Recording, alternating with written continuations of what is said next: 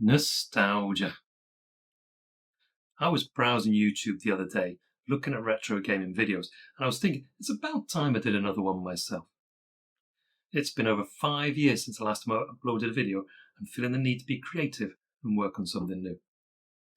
First of all, I've not actually been on camera yet in any of my recordings, so I'm going to fix that now. Hey, I'm Abba. These are my archives. So let's get back to that word nostalgia again. To me, it's remembering a moment in time, feel how great something was then, feel all warm and fuzzy about it. Retro gaming feels like that because a lot of memories attached to different games. The music it had, the graphics, where you were when you were gaming at the time. That's the nostalgia hit I want to get. Now I reckon I can get a bigger hit of that nostalgia drug if I went the extra mile. See when you see a Mr. Whippy ice cream van? That does take you back, doesn't it? But not as much as actually eating a Mr. Whippy ice cream. So how about this then? I'm looking to play this game on this hardware. No emulator this time, but the real thing. And I'm looking to beat it all 20 levels in one run without looking up any tactics. That's going to take a bit of practice, as I didn't finish it when I was a kid. Don't worry though, I've condensed all the attempts down into a short, quick blast video, and there's also a video of the actual successful run with no commentary for the purists that are out there. Let's look at the hardware. Okay, so I've already taken the screws out, and to save time, who wants to really watch that? And let's have a look inside. Yeah, if I can open it. And I've got to be careful because there are a couple of tabs that need to come out of here that are just stuck in there. Very careful. You can't see, unfortunately, but I'll show you in a second. There we go. These little plastic tabs here that come from the membrane for the keyboard there. When I originally bought this Spectrum, I got it off Fleabay, and it was very broken. These were completely destroyed, so I had to replace the membrane there. What else was wrong with it? Well, the guy that sold it, he said it was a Spectrum. I made the assumption it was 48K. It wasn't. It was 16K. So these are new chips in here, but that wasn't too bad. I had to learn what chips needed adding and source them and stuff. But when I did buy it, the biggest problem it had, of course, didn't work at all. And what it was down to was that the actual coil here had blown. And I had to source a new coil because I couldn't use an old one from anywhere. So there was a guy, again, I found on eBay, that was selling these. I think it was a tenner that he made himself. I thought, brilliant, put that in. Still didn't work. I had to replace these two transistors, TR4 and TR5. I think they are TR4 and, I don't know which is which, TR4 and TR5. Then we started to get a bit of life out of it, which was great. The reason these things blow, and I think we've all been guilty of them in the, when we were kids, we didn't know about these things. Apparently there's something live on the back of the connector there. So you were always told, make sure you power off properly before removing the anything in the expansion port. We just went, it's fine. That's what we do as kids. That's fine, stay up. No, that was a problem. A lot of these Spectrums blew because they were shorting out. People pulling that out. A little short happens there, blows this, and in this case, blows the coil there as well. Anyway, changed all that. That's great. Other things I did fix on here as well. There used to be a big heat sink here.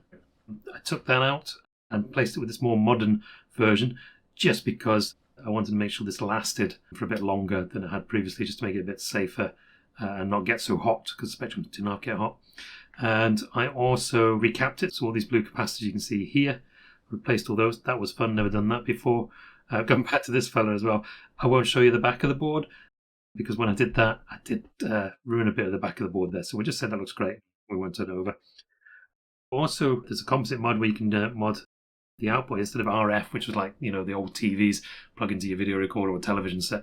If you want to run on a more modern TV, you can adjust the inside of that, add another capacitor, I think about it there, to make it so that instead of doing an RF signal, it's actually a composite output. And people say modern TVs. There aren't many modern TVs that even take that anymore. So I came up with something else for that, and I'll show you that in a second, because I wanted to do a nice, crisp video on YouTube. And the things I think these days, a lot of people try and go completely retro and just show it what it was like an old CRT screen or something, which is great, yeah. So, but my eyesight's not so good anymore. I'd rather see a nice, really good, crisp, clear screen. So I'll mention that in a bit. What else do I do on here? Well, of interest, when you're replacing these capacitors, by the way, and this is an issue 2 Spectrum, when you look at it, there's actually instructions on the board here. I'd have to zoom in, which I'm not going to do, because the camera will probably fall off. But there are instructions about which way is the positive and which is the negative. And this particular capacitor, the instructions on the board are the wrong way around. So when it says the positive and negative, you have to do it in reverse. Luckily, I did spot that before I put that in, but that could have been a bit of a disaster as well. Anyway, it's all good. Yeah, it's a beautiful thing. Compared to modern PCs and stuff these days, it's a beautiful layout. And it's easy to work with. I'm not a soldering expert. I just wanted to try this out and see if it could be done. It was interesting. This is a great little hobby if you ever get into wanting to do a bit of retro fixing and stuff, because this has nice big tracks for us older people and you can see them. And it's a lot easier to take things out and put them in again. Anyway, that's the Spectrum. Let's look at something else. What else have we got here? So here we have an original 80s tape recorder. I wanted to go originals. That nostalgia hit. But this is fantastic, yeah. I mean, the problem with buying tape recorders, first of all, straight away, a lot of them are rubbish, yeah. It's back from then. Because what happens, the main thing that happens is the belts go on them, yeah. It's rubber. It deteriorates over time. So you end up having to replace that. I couldn't be bothered doing that. So I bought this off somebody who does that for a living. And that's great. So I get a nice 80s tape recorder. It's already been retightened the belt, so it works beautifully. And it's loud.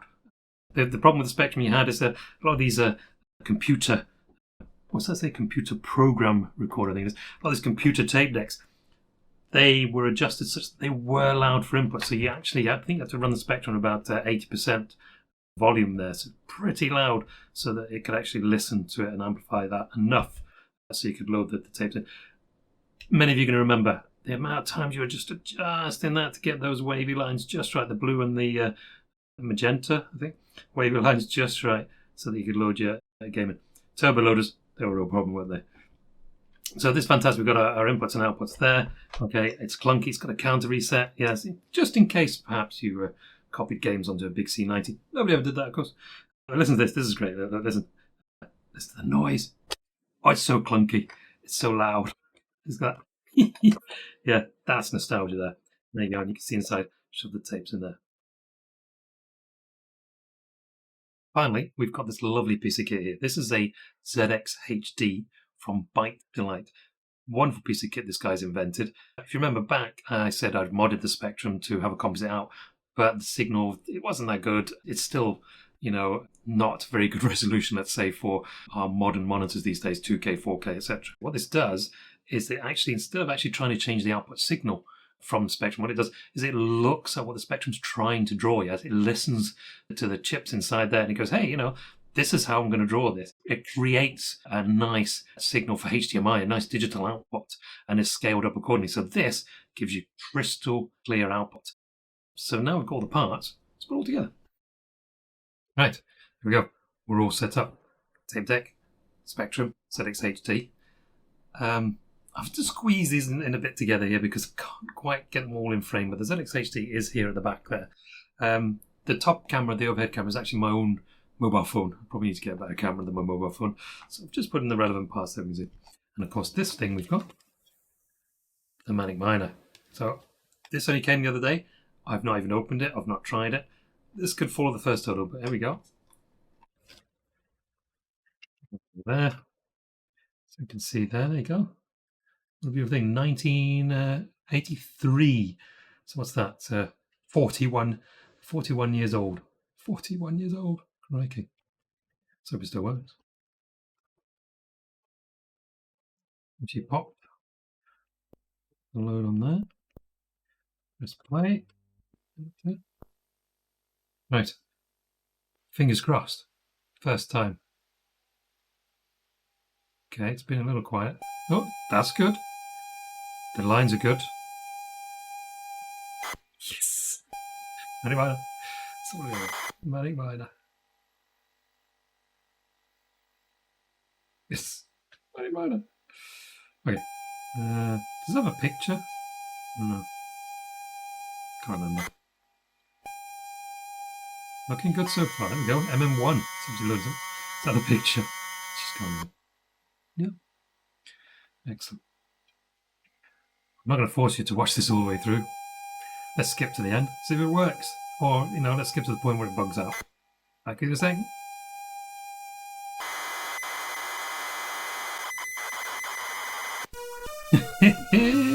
There we go. Loaded first time. Fantastic, isn't that?